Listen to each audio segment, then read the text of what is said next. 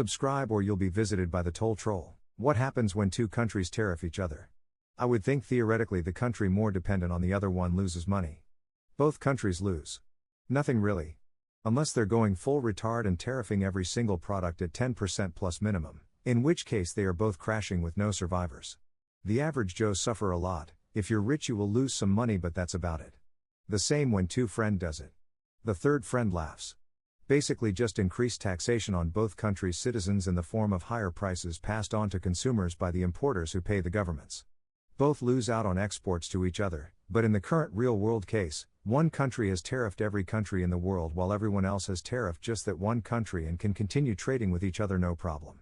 Except that one country is your biggest customer by far because they have the largest concentration of wealth and aren't descending into Soviet-tier poverty too, save the planet, as the next wealthiest group are. Sucks to be a Chinaman right now.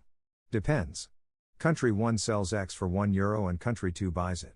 X only grows in climactic conditions in country 1 or they have a decade-long history of making X. Can country 1 produce X domestically for less than €1 plus tariff percent? If so, domestic producers make more money. However, if enterprise takes 4 years to set up? Phone manufacturing, car manufacturing, solar panels, well, are those tariffs still going to be in place in 4 years? If they even smell a hint that it is a no, then they would throw potentially millions into venture that becomes uncompetitive.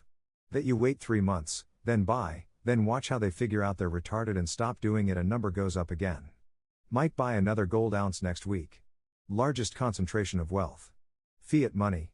Wealth. I dislike him and Ron Paul. Gold standard is just copium. It can never be re-implemented, so gold bugs will hold on to it thinking they're right no matter what. It will when money starts losing its purpose as it's not backed up reliably over time.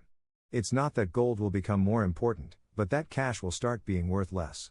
Still collectively the wealthiest by any meaningful metric. That's why the Chinaman bots have been crying unabated. It was already bad for them. Now it's completely hopeless. This is the biggest element of this overall regardation. Trump could have picked off countries one at a time throughout 3 years, had fairly small domestic economic impact, probably gotten plenty of concessions and had a big pecker press conference every time. But he decided to go for all at once, so every other country is incentivized to provide a united front, and he crashes the economy. Both countries lose. The exporting one loses more.